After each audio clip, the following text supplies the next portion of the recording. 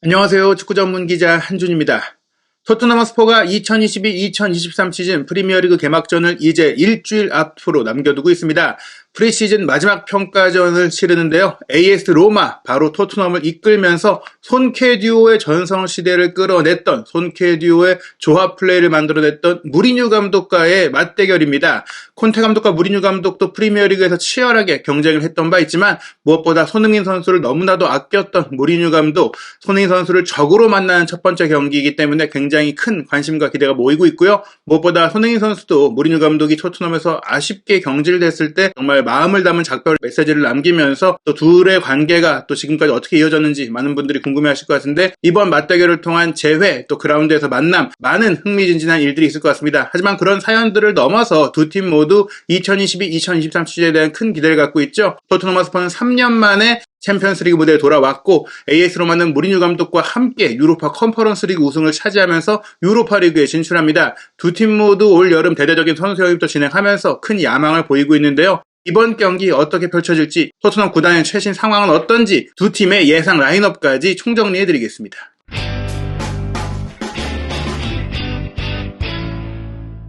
본격적인 이야기에 앞서서 한준TV를 후원해주고 있는 서프샤크 VPN에 대해서 소개해드리는 시간 준비했습니다. VPN은 전 세계 어느 곳에 있더라도 지역 제한 없이, 보안 위험 없이 콘텐츠를 이용할 수 있도록 해주는 서비스입니다. 서프샤크는 무려 95개국에 서버를 두고 있는데요.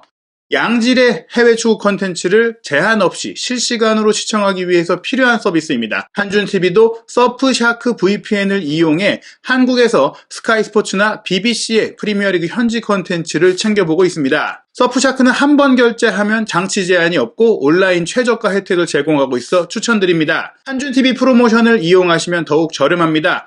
83% 할인과 3개월 추가 이용도 가능합니다. 30일 이내에 전액 환불이 가능하니까요. 부담 없이 이용해 보시기 바랍니다.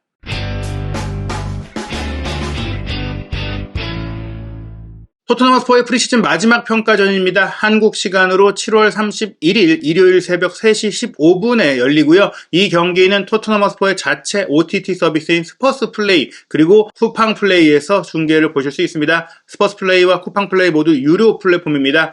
토트넘 허스퍼가 이제 로마와의 경기를 앞두고 여러 가지 소식들이 있었어요. 일단 손흥민 선수의 현재 팀 내 최고 전신으로 알려진 웨일스 대표 수비수 벤 데이비스와 장기 계약을 체결했습니다. 사실 지난 시즌 또 무리뉴 감독이 있을 때 레길론 선수가 영입이 되면서 벤 데이비스의 입지가 크게 줄어들어가지고 이적설이 나오기도 했었는데요. 결국에는 콘테 감독이 3백 전술을 쓰고 왼쪽 센터백으로 기용하면서 벤 데이비스의 최전성기를 끌어냈다, 이런 평가를 받고 있죠. 올 시즌에 클레망 랑글레를 임대 영입하긴 했지만 말 그대로 임대 영입 선수로서 벤 데이비스의 로테이션 자원 내지 이제 번갈아가며 쓰는 선수이지, 벤 데이비스는 여전히 주력 선수로서 중용될 것으로 예상이 되는 상황인데요. 물론 내년 여름에 토트넘이 이제 또 다른 핵심 왼쪽 센터백을 영입하겠다라는 의지를 여전히 갖고 있긴 하죠. 바스톤이나 그바리돌 같은 선수들의 이름이 나오고 있지만, 그럼에도 불구하고 벤 데이비스라는 선수의 존재는 팀 내에서 굉장히 중요한 의미를 갖고 있고, 또 더블 스쿼드를 구축하고자 하는 토트넘 내에서 분위기라든지 정신적인 구심점이라든지 많은 면에서 팀에 좋은 기여를 할 수 있는 선수이기 때문에 2025년 여름 손흥민 선수의 계약이 끝나는 시점까지 계약을 연장했습니다. 토트넘 허스퍼 선수단은 레인저스와의 프리시즌 세 번째 평가전 이후에 다양한 공식 일정을 소화했는데요. 7월 27일 현지 시간 수요일에는 프리미어리그 공식 프로필을 촬영했어요. 많은 분들이 이제 경기 중계 시작할 때 선수들이 딱 올라와서 나오는 영상, 사진, 각종 또 토트넘의 공식 플랫폼에서 사용하는 그런 사진과 영상들을 촬영하는 시간이었고, 팀 단체 사진도 찍었는데요. 새로운 유니폼도 나왔고, 스쿼드도 거의 다 확정이 됐고, 또 프리시즌용이긴 하지만 등번호도 어느 정도 결정이 됐기 때문에 선수들이 공식 유니폼을 입고 사진 촬영에 했습니다. 케인 선수의 모습이라든지 히샬리송과 로얄, 이 브라질 듀오가 춤을 추는 모습 같은 것들이 스퍼스 플레이를 통해 공개가 됐는데요. 또 하나 흥미로웠던 것은 역시 남미 트리오입니다. 브라질의 히샬리송, 우루과이의 벤탄쿠르, 그리고 아르헨티나의 로메로가 함께 폴라로이드 사진을 찍었는데, 무엇보다 히샬리송과 로메로는 지난 시즌에 에버튼 소속이던 히샬리송이 로메로 선수와 토트넘과 경기할 때 항상 좀 거칠게 충돌하면서 많이 감정 다툼을 벌였는데, 새로운 절신이 되는 거 아니냐, 또 이런 기대감이 무르익고 있는 그런 현장 사진도 공개가 됐습니다.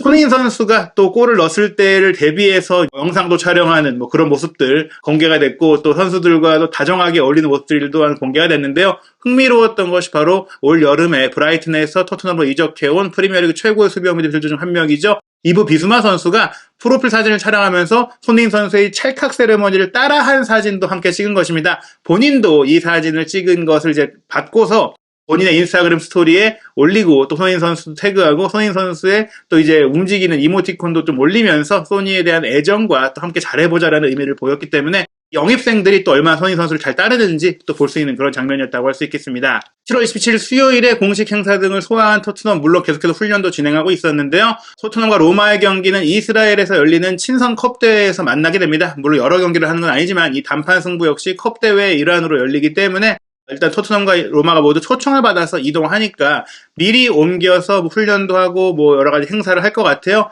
7월 28일 현지 시간 목요일에 이스라엘로 이동했으니까 29일 하루 훈련을 하고 30일 현지 시간으로 토요일 밤에 경기를 치르게 됩니다. 한국 시간으로는 31일 새벽이 되고요. 토트넘 허스퍼 현재까지 프리시즌 3경기를 치렀는데요. 한국에 와서 첫 2경기를 진행했죠. 팀 K리그와의 경기 6대3 승리, 그리고 세비야와의 경기 1대1 무승부에 이어 지난 주말 7월 23일에 스코틀랜드의 강호 레인저스 원정 2대1로 이겼죠. 케인 선수가 이 3경기에서 5골을 기록하면서 올 시즌 대단한 득점력을 보일 것이다라는 기대를 보이고 있고, 지난 시즌 프리미어리그 득점왕이었던 손흥민 선수는 이러한 케인 선수의 골을 계속해서 어시스트하고 만들어주면서 올 시즌에는 다시 한번 도우미로서의 능력이 또 만개하지 않겠느냐, 이선 조율사이자 플레이메이킹 능력까지도 갖춘 손흥민 선수라고 할 수 있겠는데요. 손흥민 선수 역시 팀 K리그의 경기 2골 이어서 세비야전 그리고 레인저스전에 모두 케인 선수의 골을 어시스트하면서 2골 3도움, 손흥민 선수와 케인 선수가 거의 뭐 나란히 팀 내 최다 공격 포인트를 프리시즌에도 이끌어가고 있습니다. 토트넘을 떠난 무리뉴 감독 어떻게 지내는지 궁금하신 분들이 많을 것 같은데요. 물론 한준TV에서도 무리뉴 감독이 유로파 컨퍼런스 리그 초대 챔피언이 됐다는 사실 알려드린 바가 있죠. 무리뉴 감독이 눈물을 글썽이기도 했었는데요. 사실 FC 포르투라는 포르투갈 최고 명문팀에서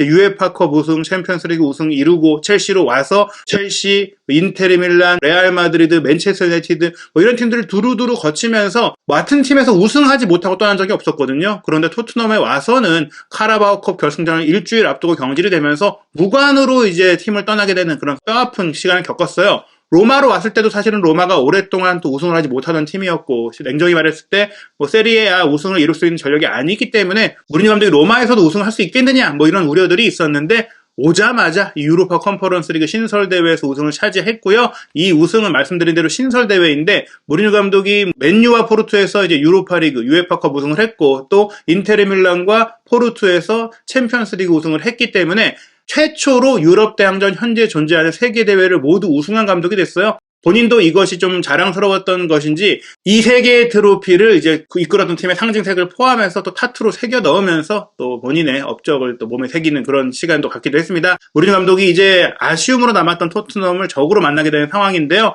AS 로마 현재 프리시즌 상황 살펴보면 말씀드린 대로 5월 26일에 페예노르트와 유로파 컨퍼런스 리그 결승전 1대0 승리 이후에 한 2달여가 지난 시점이죠. 7월 13일 잉글랜드 하브리그 클럽이 썬덜랜드와의 프리시즌 첫 친선 경기를 치렀는데 2대0으로 이겼고, 포르투갈 일부 리그 팀인 포르티모넨스에게도 2대0으로 이겼지만 포르투갈 명문팀인 스포르팅 리스본에 3대2로 졌고, 7월 24일 일요일에는 프랑스 클럽 니스와 1대1로 비겼어요. 최근 2경기 1무 1패인데 토트넘과의 경기가 이제 토트넘은 마지막 평가전이지만 로마는 세리에A 개막전이 8월 15일 새벽 3시 45분 살르티나와의 원정 경기로 아직 여유가 좀 있기 때문에 토트넘전 이후 로마는 8월 8일 월요일 새벽에 우크라이나 클럽 샤흐타르 도네츠크와 마지막 경기를 치르게 됩니다. 로마의 전력 어떤지 좀 살펴봐야 될 것 같은데 일단 올 여름 이적 시장에 열심히 움직였습니다. 무엇보다 유벤투스를 떠난 아르헨티나의 특급 2선 공격수인 파울로 디발라를 영입했죠. 사실 이 선수가 인테르 밀란으로 간다는 얘기들도 있었는데 로마일루 루카쿠가 갑작스럽게 인테르 밀란으로 임대이적으로 복귀하게 되면서 상황이 꼬였어요. 그런 가운데 여러 팀들이 저울질하는 상황 속에 무리뉴 감독이 직접 연락을 해서 디발라 선수를 영입하는데 성공했다고 하고요. 공격 라인은 디발라라면 이제 미드필드 라인, 중원 조율사로서는 무리뉴 감독이 첼시 시절에도 그리고 맨유 시절에도 중용했었던 세르비아의 베테랑 미드필더 네마냐 마티치를 영입해서 중원에서의 볼 배급을 강화했고요. 오른쪽 측면 수비는 터키 대표인 첼리크 선수를 영입해서 수비의 견고함을 보강을 했고, 또 벤피카 골키퍼의 슬리바 선수를 영입해서 백업 골키퍼까지 탄탄하게 만들었습니다. 떠난 선수들이 많았기 때문에 각 포지션에 보강이 있었던 것인데요. 일단은 팀의 핵심 풀백이었던 이 플로렌치 선수가 AC 밀란으로 이적을 했어요. 그랬기 때문에 첼릭 선수가 오게 된 것이고, 후보 골키퍼인 파우 로페스와 로빈 올센도 떠났기 때문에 슬리바 선수가 오게 된 것이고요. 또 쟁기즈 윈데르 선수는 마르세유로 완전히 좀 떠나게 됐고요. 그리고 지난 1월 달에 임대 선수로 영입했던 FC 포르투의 올리베이라, 그리고 아스널의 메이틀란 나이스 같은 경우에는 확실하게 좀 완전 영입을 할 수 있는 그런 상황까지 가지 못하면서 원소속 팀으로 임대 복귀를 시켰고, 또 레알 마드리드에서 임대 선수로 영입했던 보르하 마요랄 공격수 역시 임대 종료와 함께 연장하지 않는 그런 상황이 됐습니다. AS 로마가 최근 2경기 1무 1패를 기록했다고 말씀드렸는데요. 지난 시즌에도 그렇지만 아무래도 특급 윙백, 무엇보다 스피나촐라라는 이탈리아 최고의 왼쪽 윙백이 있기 때문에 3백을 쓰면서 이 선수의 측면 공격력을 강화하는 전술을 쓰고 있습니다. 352, 343 쓰고 있는데요. 포르팅과의 경기에서는 파미 아브라함 선수와 차니올로를 투톱으로 쓰고 펠레그리니를 공격 미드필더로 뒀는데, 차니올로가 전방과 우측면 그리고 2선 중앙까지 볼 수 있는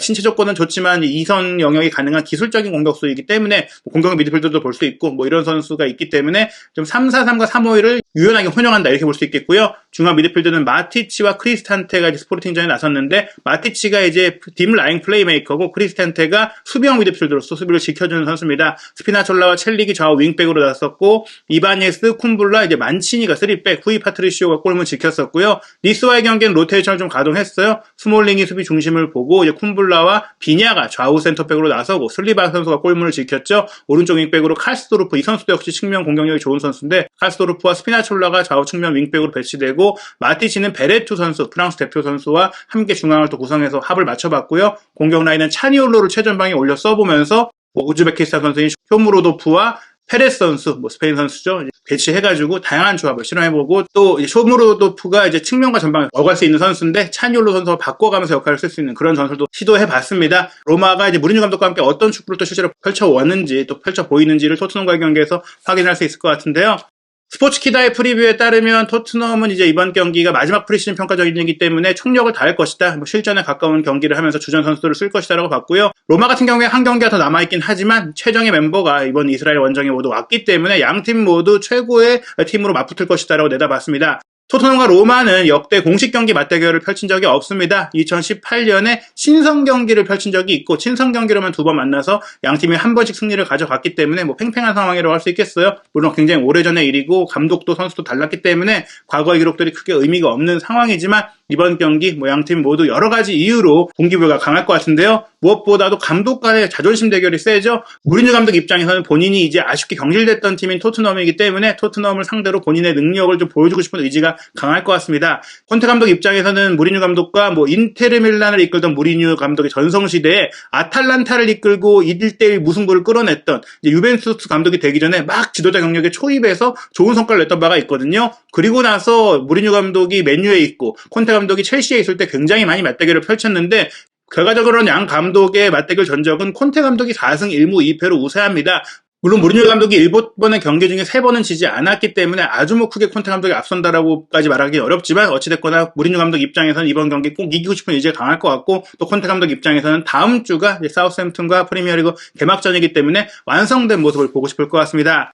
양팀의 예상 라인업 살펴보면 말씀드린 대로 최정예 멤버가 선발 출전할 것으로 예상이 돼요. 토트넘은 손흥민, 케인, 쿠루세스키 또는 히샬리송의 3톱이 가동될 것 같은데, 일단 다음 주에 개막전 사우스햄튼과의 경기에 히샬리송 선수가 에버튼에서 조명탄을 관중석에 던진 행동으로 인해서 한 경기 출전 정지 징계가 됐잖아요. 그러다 보니까 쿠루셉스키가 선발 출전하고 히샬리송 선수는 후반전에 투입되지 않을까라고 생각이 들고요. 좌우 윙백은 페리시 선수가 레인저스와의 경기에 좋은 모습 보였지만 아직은 이제 회복 단계에 있기 때문에 일단 또 한 번 세세뇽이 선발 출전하고 페리시치가 후반전에 나서지 않을까. 그리고 오른쪽 윙백 포지션에는 로얄 선수, 도어티 선수, 스펜스 선수가 시간을 나눠 가질 것으로 보이는데요. 스펜스 선수의 컨디션 아마도 이번 경기 정도는 선발로 점검해봐야 되지 않을까 싶어서 스펜스 선수의 깜짝 선발 출전도 예상해볼 수 있을 것 같습니다. 중앙 미드필드 라인은 비수마 선수의 선발 출전, 그리고 벤탄쿠르와 비수마의 호흡을 좀 보지 않을까 생각이 되고, 호이비에르 선수가 또 지난 경기 스킵 선수의 부상으로 인해서 생각보다 많은 시간을 소화했잖아요. 호이비에르가 후반에 나오지 않을까라고 생각을 해보는데, 이 부분은 사실 호이비에르가 역시 주전 미드필드이기 때문에